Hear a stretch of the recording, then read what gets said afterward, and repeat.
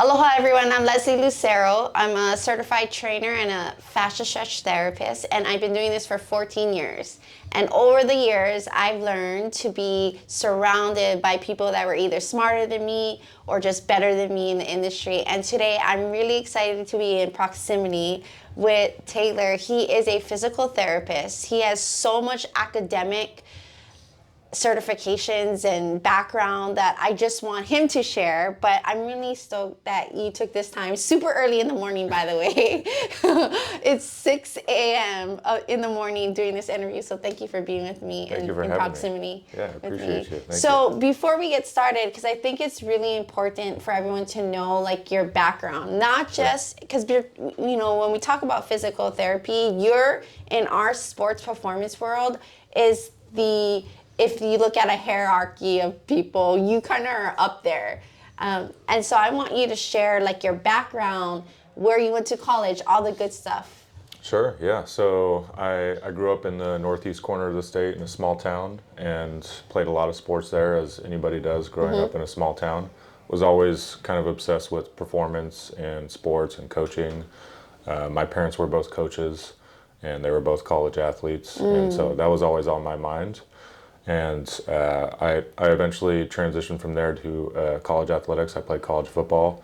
And while I was there, I kind of didn't really know what I wanted to do, but I knew that I wanted to work with people and work in performance as well. And I had several injuries of my own and many surgeries, and that led me to physical therapy.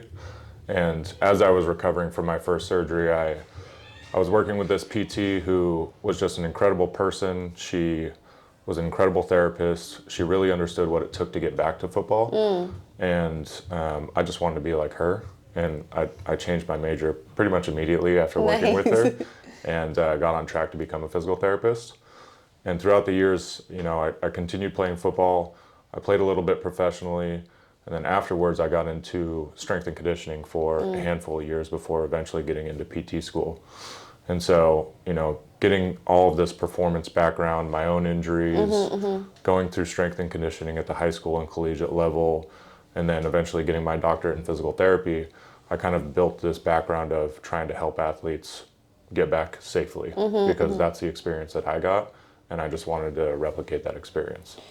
What was really interesting when I was reading your bio was that there was you had kind of mentioned like getting injured and that being like your pathway to what you're currently doing. Yeah. So tell me a little bit more about your collegiate experience, because the audience are either parents or athletes that aspire to that level, right? Yeah. We work with a ton of youth and middle school, high school kids, and their next level is college. Right. So kind of share what that process was like and what your experience was. Yeah, so in my high school, very small, our football team had like 20 players on it. No way. What high school is this? It's called Fall River High School. It's in Shasta County.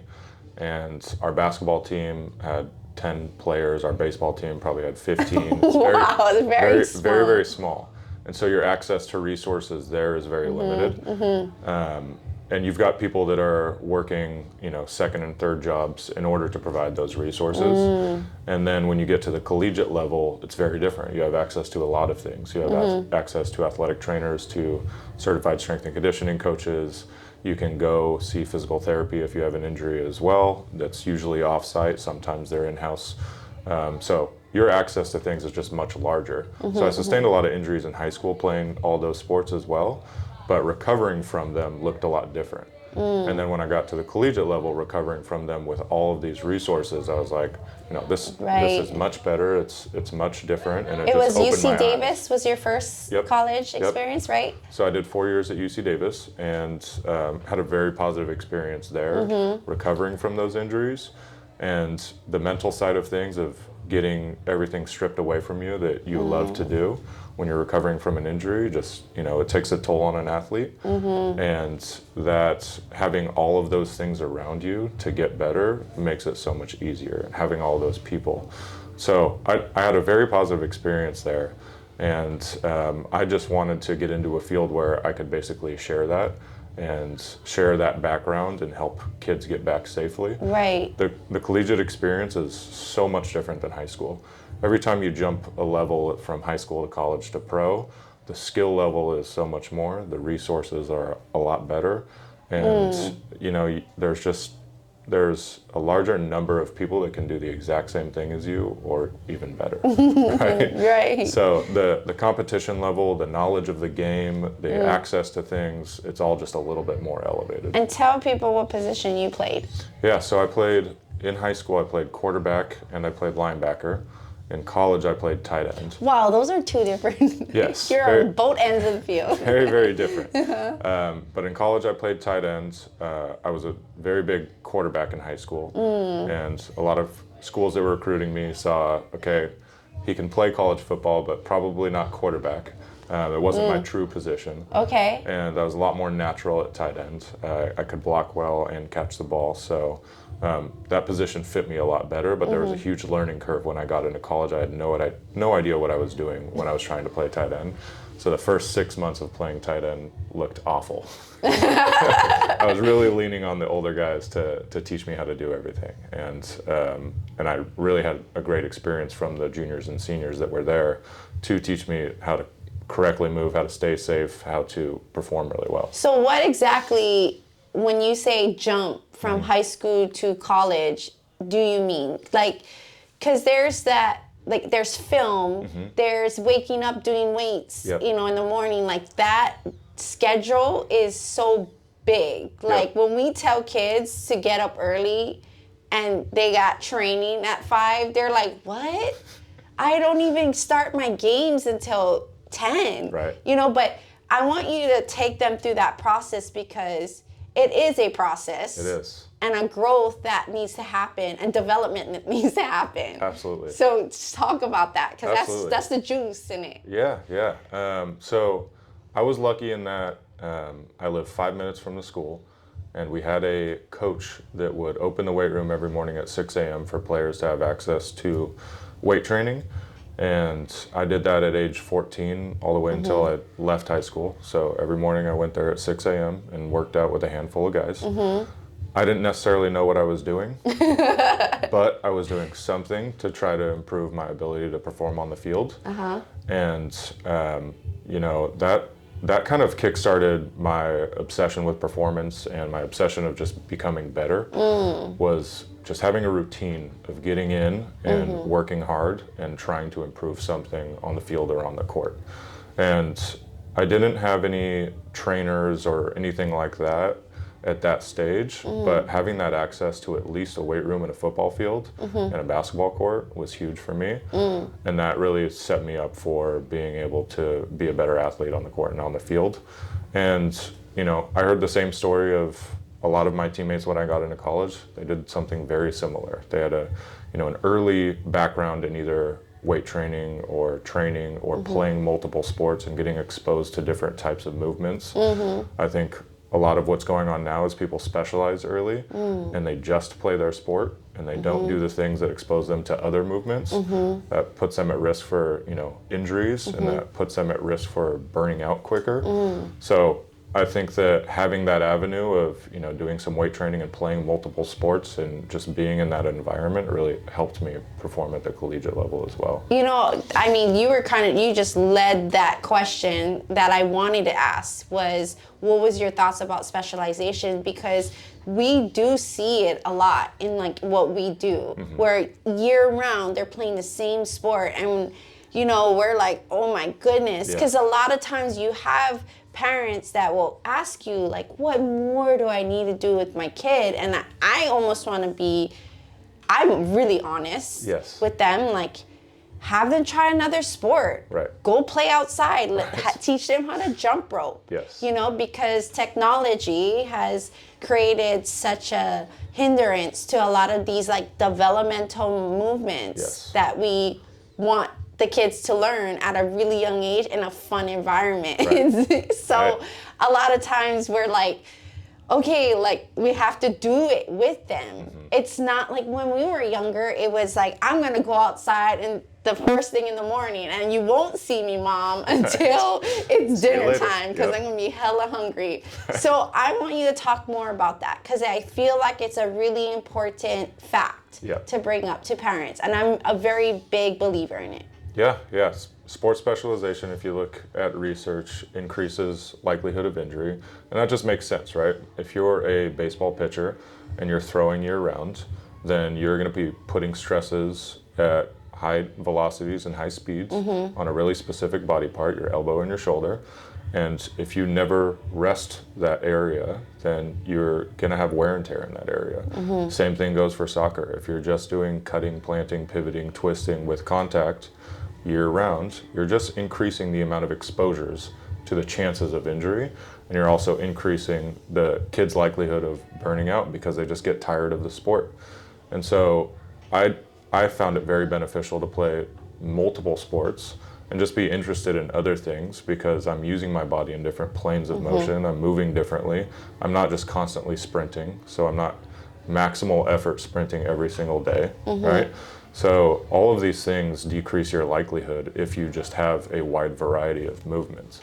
And we see this all the time in physical therapy is a lot of parents want their athletes and their kids to do more, and a lot of the times more is just more, and it's not necessarily better. And they're going to a trainer in the morning, a trainer in the evening, practice in between, and they're doing that 7 days a week, and kids get burnt out, and they get the same types of injuries, right? So in baseball and youth, you're having UCL injuries, you're having injuries to the medial elbow over and over again. At as young kids. As what age? Are you 12, seeing this? 12, 14. Wow. This happens, right? So kids will be throwing a baseball without a pitch count and doing it back-to-back days. And the parents think it's going to make them better, but really, if your kid's the best at age 10 and age 12 in the state or the country, it doesn't mean they're going to be the best at age 16 or 18, right? But if you expose them to many different things, your chances of them getting injured is a lot lower, and therefore your chances of making it to a higher level is a little bit better. So I think it's really huge in youth development and athletic development to expose yourself to different things. And that's what sport specialization takes away from you. Right. And there's this new thing because there's a lot of talk on specialization and the negative impacts that it can have on especially young athletes. But also what I've experienced was like parents coupling it with other sports, but yet not creating the break of the year. And I have to be honest as a parent because I'm a mom of 4, and I had to learn this with my oldest kid, is that there is times where he needs a break. Like he is literally saying, Mom, I can't go to practice. And I have to listen to that. It's not him being lazy, it's not him being defiant, but it's because his body is telling him like, I need a rest. So I want you to kind of create a program, or I guess you could say like a format that parents can utilize, like whether it be signs that you see in your child, an athlete, whether it's mental, physical, that you notice that they should be looking out for when it comes to burnout, because it's a big deal, right? I think the biggest thing, like you kind of just mentioned, is just listening to the kid and watching how they're responding to how often they are training. So if they're getting poor sleep, that's putting them at risk. If they are coming home to you and saying, I'm exhausted, I'm not doing well, like you see that they're struggling with their academics and they're struggling just getting to practice, and then when they come home, they're exhausted. Every kid's going to be tired after practice, but if they're so tired that they're not able to recover and get back the next morning, we're probably doing a little bit too much. If you're a high school basketball player and you're going to practice in the evenings and that's all you do, and then you go play your games a couple times a week, totally fine. But if you're also waking up in the morning, weight training, and then you have basketball, and then you have skills training after that, right? That's just more exposures to jumping, to cutting, to doing all those things, and less time to recover. When you're, 8 to 12, you recover so fast, right? But as we get older and older, our tissue's ability to respond and to recover decreases a little bit. So you need a little bit of rest. So if you're a parent and you look at the highest level of, let's just take basketball, for example, what they are doing on a day-to-day basis, they have their practice, and then they have shooting practice, and then they're resting. Or in the off season, they're working with a trainer, and they're doing that a couple hours in the day, and then they're resting. If you look at a Major League Baseball pitcher, when they're done with the season, they are resting for a couple of months. They're not pitching for a couple of months. They're taking it totally off. And if you actually look at their ligaments in their elbows, during the season, those ligaments are adapting to the stresses of throwing. And then after season, those ligaments are changing in size and in volume. And so they always adapt to the stressors, but if you stress them too much, that's when injuries happen. Right. So picking up on just the soft signs of, hey, my kid's looking exhausted, they're saying they're exhausted, they're not doing well with sleep, they're not doing well with academics. I like the signs. sleep part. Right. Like not doing well with sleep. Because sometimes you have like kids that are like, no, I go to sleep, but they're waking up exhausted. Right. So it's the compound amount of them doing it every day. Yes. It's not just the amount of hours in one night, Yes. right? So parents, I hope you hear that, because no, it's like a true. real thing. Yep. I also want you to talk about this really delicate age, because I've experienced with a lot of athletes within that adolescent age. So when they're going through puberty, females, a lot of them, mostly females, but there's this delicate stage in growth in athletes that we need to be aware of. And I want to talk a lot about it because I'm really an advocate for this stage. I work with a ton of kids in this particular age group. So this is middle school, right? And they're going through huge growth spurts. Right. And we're seeing a lot more injuries happen. And it's kind of like me banging my head against the wall and telling these parents, well, you've been just saying, but I want you to explain the science behind that, because I think that's valuable. Yeah. I think that as, hormonally you're having a massive change. You're growing very fast. And if your body is lengthening just vertically, horizontally, right, your body is changing its shape, and the bones are growing, and your ligaments and your muscles and your tendons are trying to keep up with that new growth. They are now experiencing a new angle and a new line of pull. And so everything has changed for them. Combine that with the hormones that are, changing as well. And you're getting basically an environment where the body has to learn this new angle of pull and this new movement for a different shape. Now, when you're 25, your body is used to that angle, that shape, that movement. But when you're in that phase of really growing a ton, your body is so uncoordinated because you are trying to figure out how to move properly after just growing 2 inches in the last 4 months. So a lot of that, every one of your ligaments and a lot of parts of your body have what are called proprioceptors, or basically just little sensors that tell your body where you are in space. And now you're getting changes in length in all of those tissues that hold those sensors. And so they are also learning, right? But if you try to add on a ton more in terms of cutting, pivoting, twisting with contact, and your body doesn't really know where it is in space, right? That's a different recipe for injury risk. Right. So that's where training is so important in this youth group, is just expose them to, these basic movement patterns, do them very well, do the basics very well. It doesn't have to be complex, it doesn't have to be crazy, but slow things down for these athletes and teach them how to move properly and get used to these growing bodies. And that's going to help them on the field and on the court. Nice. And talk about, because we've introduced like strength training to these youth athletes at this stage in life. I think it's been beneficial for them because they're almost at that stage where like they want to be the big boy and the big, they look at their high school kids and they're like, I want to put size on.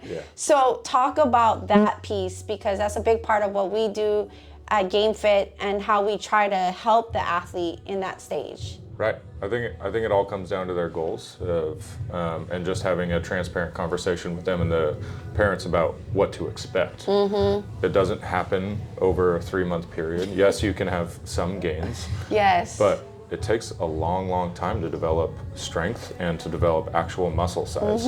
We know from just science base, when you strength train and you introduce strength training to a young athlete, they're going to make gains really fast, but those gains that they make very fast are mostly just neurologic. It's the brain's connection to the muscle groups and just learning how to fire correctly and produce force efficiently. And then months and months later, those gains come from actual change in the architecture of the muscle. So those muscular changes that all those kids want to see, that's going to take time. The change in how much weight I can put on the bar, that actually changes relatively quickly if they have no training history before that. So they're going to get better fast, but they're not going to see those results physically for a while.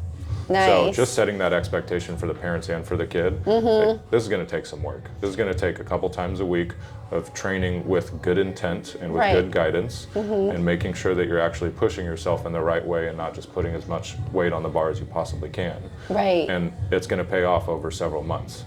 That is so, I hope they heard that, like that piece right there. It's the weight gain. Yep.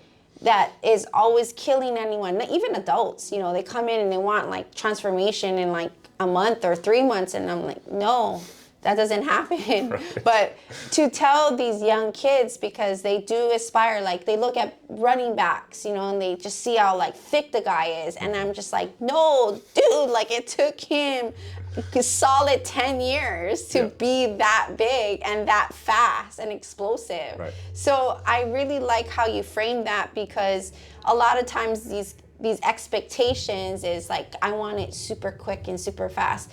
The other piece that's really important is nutrition, right? When we talk about ligaments and like your cells, all the things that your body is made out of, a big part of it is what they eat. Absolutely. And so I want you to speak on that part, because I think that's a missing piece in some ways, where we just talk about the training and the doing. Yes. But a lot of it is the recovery and is about the nutrition. So speak on that piece. Sure. If you do not have anything in your system before you train, right, then you are working off of your body's own reserves to train. So it's going to be less efficient and a little bit more tired if you don't have the fuel in order to train. If you don't have gas in the car's not going to move, right?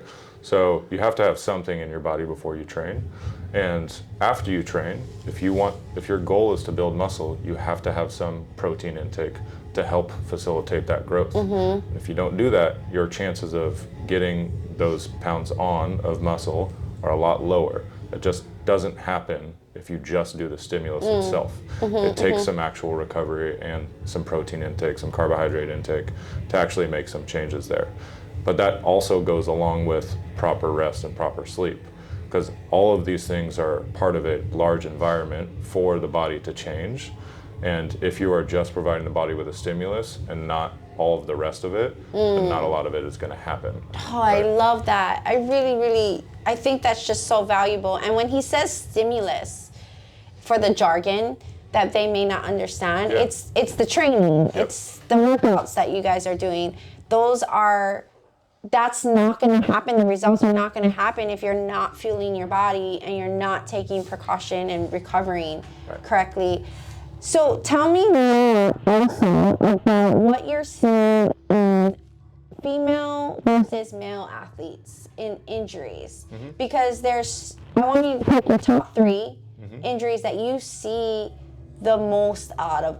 And this could be maybe in general, like women and men, but if you can group the 3 most common injuries that these athletes are seeing, can you share that with us? It's going to be sport specific and environment specific, and definitely age specific as well, because we're at risk for different injuries at different ages and different kind of training cycles and exposures. So in general, let's pick soccer. Okay.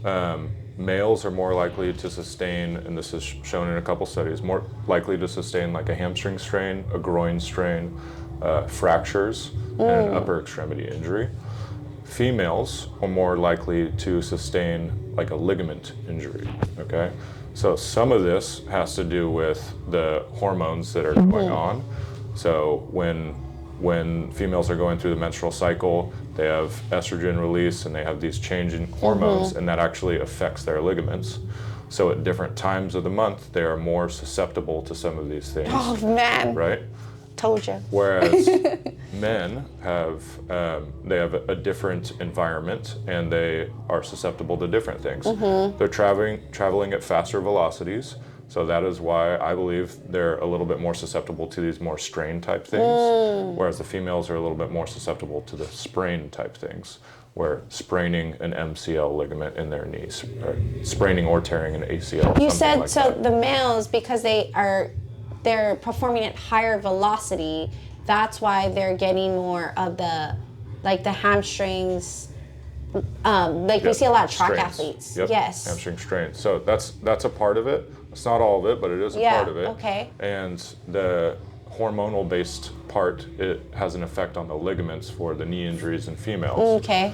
But I also think a large part of it is the training history. Guys in the past, this was myself included, and for many years before us, guys liked to do weight training, and there was this stigma around females doing weight training. And I don't think from a performance community, we've done the best job of training females earlier on, but we have done a good job of training guys earlier on. And so I think that part of that injury profile can be reduced when females are exposed to training earlier, and their bodies understand how to land correctly, they understand how to produce force in different planes, whereas guys have all this training exposure in the weight room and on the field, and then when they go out they sustain different injuries because their bodies know how to move a little bit differently. So I think that part of that is biology and part of it is just environmental factors of what the athlete has gone through. So and to go back to your top three, I think that strains and sprains are the most common. So a strain is to like a muscle group and tendon group, whereas a sprain is to like a ligament, right? So let's just take soccer for example, ACL injuries are very common, and that is to a ligament. That's to a ligament that stabilizes the knee. Hamstring strain, groin strain are very common in soccer as well, and that's reflected in what we see. And then for both men and women, ankle sprains are very common. So I would say top things that I usually see are ankle sprains, ligamentous injuries in the knee, and then a strained muscle, like something that is more severe than a couple days off. Okay, so what is your advice to either minimize the risk of injury or just avoid it? Yeah. So you can. I mean, it's hard because the game is so fast. Yes. I feel like it's so bigger, faster, stronger. Yes. so it's like or percentage of injury. It's a huge problem. Will always be a problem as long as people are still playing sports. People will continue to get injured. It's just a byproduct of exposing an athlete to, high-speed movements and a lot of them. So we're never going to prevent all of them, but some of the things that you can do to prevent them is becoming stronger so that your body can withstand the forces that are produced on the field. Just to zoom back in on hamstrings, a max effort sprint has so much more force in the hamstring muscle group than anything that you or I can show an athlete to do in the weight room. Right? So if this athlete goes from doing nothing to a lot of sprinting, their hamstrings are a little bit susceptible. But if they have a good background and a good training kind of fluctuation and not just max effort sprinting all the time, then they're going to be okay. Then their chances are a lot lower. So I think that training to supplement what they're doing on the field or on the court is very important. I think that nutrition and sleep are very important, as I've said multiple times here. And I think that just an understanding and an expectation of how much load somebody can just sustain. Right. If they're doing change of direction multiple times a day, every single day, you're just adding up the exposures to the chance of an injury. Playing a sport is a risk factor for injury, right? And if you're playing that sport 3 times a day, then your risk factor is just elevated because you're exposed to it more. Right. And your body is not recovered. So I think that we oftentimes do a little bit too much where we could be doing a little bit more on the recovery side, and we could be paying a little bit more attention to all of those other environmental factors that don't have to do with cutting and changing direction. I love that. So recovery, let's go there now. Because they would, you and I see, or you more, see the athlete when they've already hurt themselves. But recovery is huge. Yeah. What does that look like? Because everyone's like, oh, do you want me to ice bath? Do you want me to put warm on it? Do we go into the chambers, the ice chamber? Like, there's all these questions, and they want it to be fixed. Like, Yes. what do I need to do in the next 48 hours to be a kid? And I'm like, oh my gosh, Yes. So talk about recovery, because it can kind of take its toll on a lot of people. It can. You can't really cheat the biology of tissue healing, right? So you have to wait for that tissue to heal, and you have to expose it to load again slowly, Right. to get back to those things that you want to do. So let's take a healthy athlete example. If the athlete's totally healthy, they're not injured right now, recovery looks like taking a break from the things that are putting you at risk from injury. So that means just like if you played football on Friday night, the next day, your day should not look like changing direction and running full speed.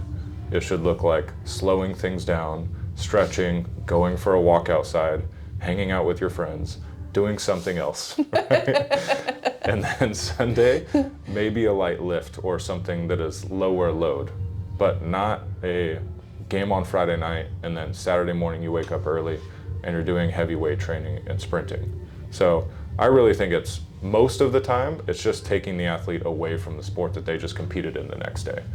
What they do in those 24 hours doesn't matter a ton, but taking them away from it is very important.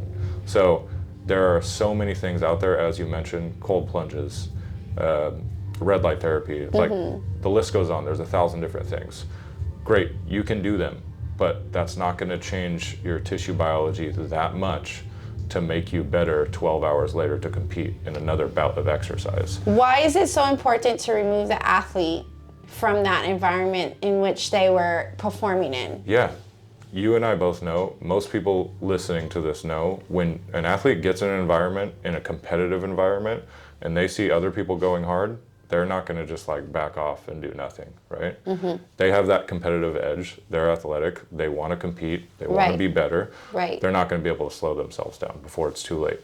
So they don't have to be doing those things the day after a game, the day after, a big event. And if you just take them out of that environment, their chances of wanting to compete and wanting to push themselves and wanting to do those things, it's taken away from them.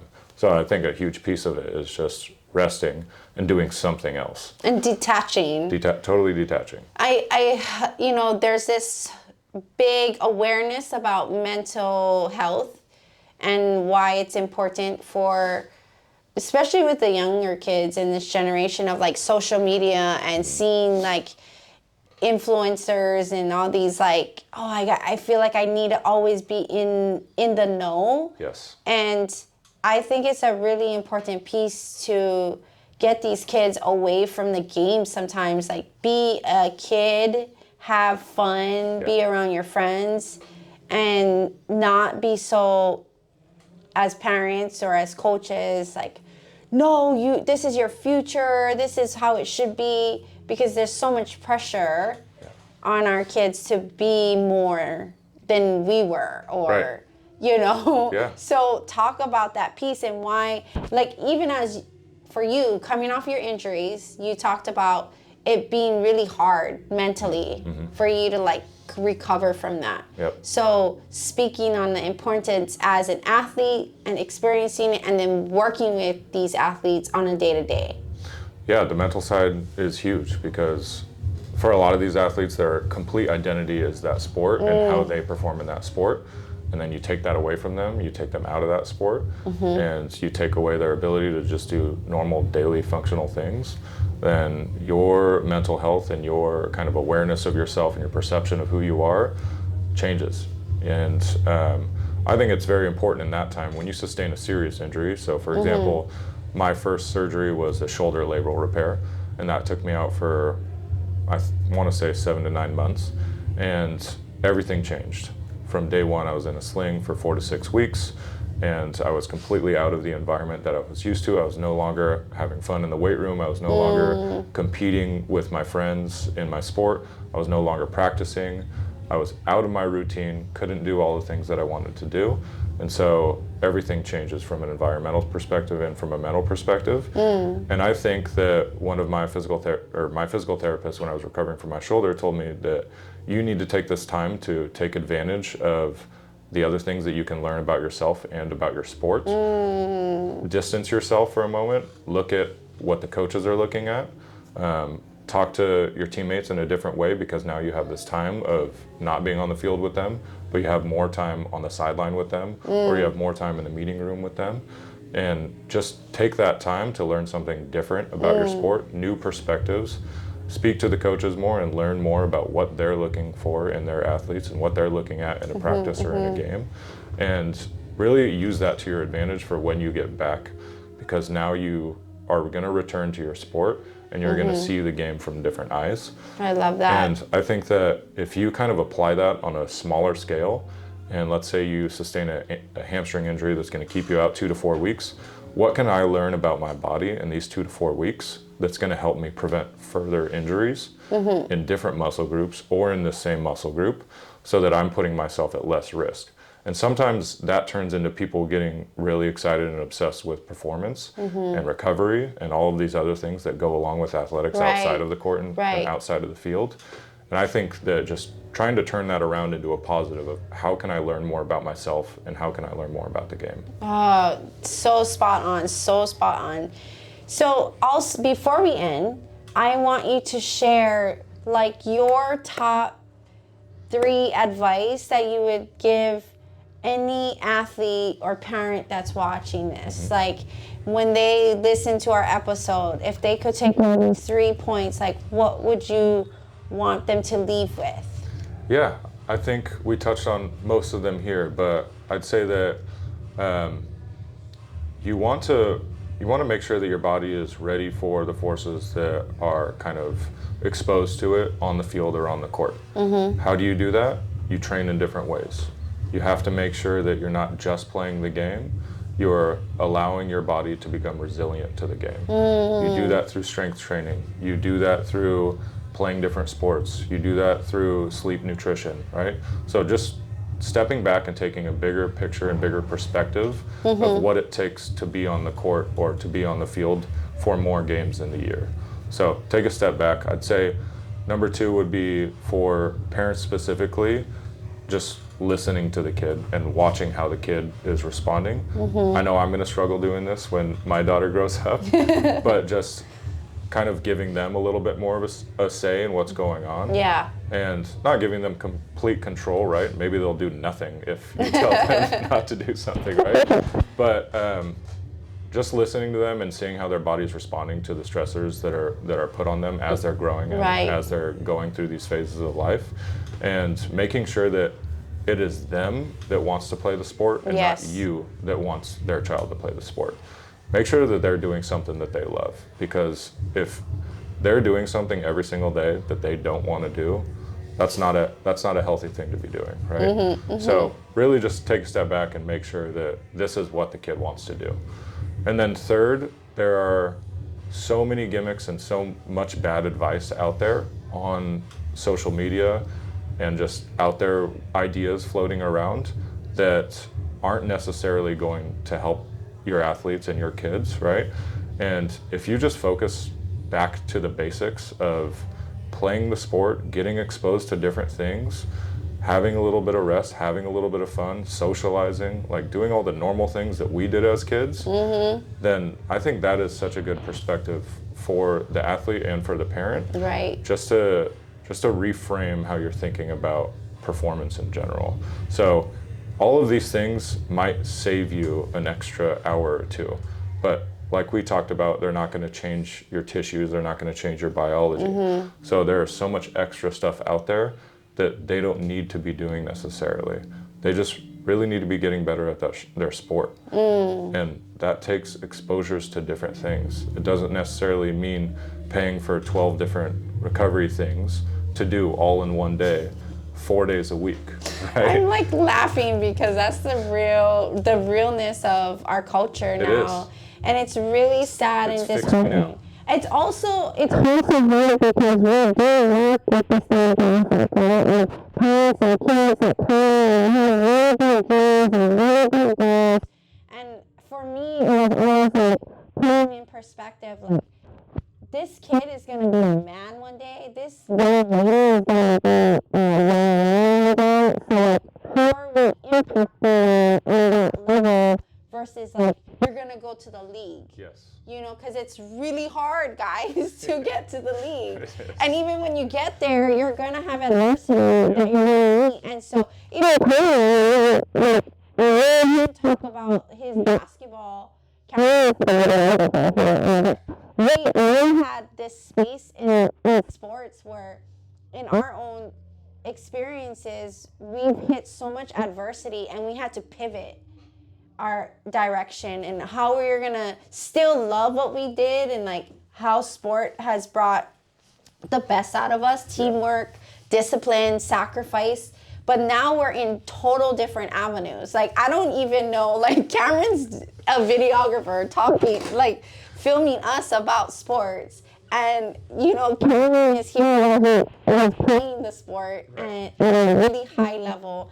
I used to do the same. You know, I was just competing as a boxer and as a soccer player, and then I'm coaching kids. Yep. Like, so I just want the message to also be looking at the bigger picture of things, that you can still be in your sport and have aspirations. There's nothing wrong with that. Like, I think you should always strive for the stars. Yes. But there is role models showing you that you could still utilize that same passion in other ways, because there's so much avenues in what we do. Yes. And I've been super grateful for you to just be talking in this way, because you're actually the first person I interviewed that had a science background and could share from a physiology standpoint of like what's happening to these athletes and these kids. I think it's really important for our audience to hear, because sometimes we just have like the MLB player or the coach, you know, that's working with, but never from this scientific standpoint. So thank you so much. I really appreciate your knowledge.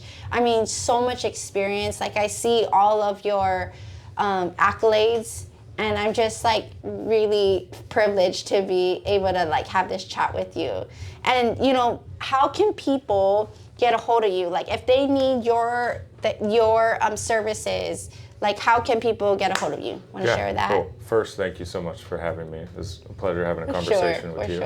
And a pleasure working alongside you as well. Mm-hmm. So athletes can find us and all the physical therapists within Mac Performance at macperformancept.com. So we have 2 locations, Folsom and Rancho Cordova. I'm the clinic director in Rancho Cordova. And then I also work here at GameFit, as you know. And our details are on our website. If you want to follow me personally, I have Instagram at SloatPT. So you can follow me there and watch some of the things I do there. I probably post 1 out of 100 things that I'm doing throughout the week because it's not my natural thing to do, but I try to do it occasionally for some information out there. But those are the easiest ways to get in touch. But I thank you so much for having me, and thank you so much for taking the time to interview me, and thank you guys both so much for coming out here at 6 a.m. before we both start work to get this done. It's good because I'm an early bird. I like waking up early, and it was just funny because I was like, man, I'm not being able to fit in my own workout. Like, how am I going to do this and pivot? But thank you again. Aloha, everyone. Thank you so much for joining us and pivoting with us. We'll see you soon.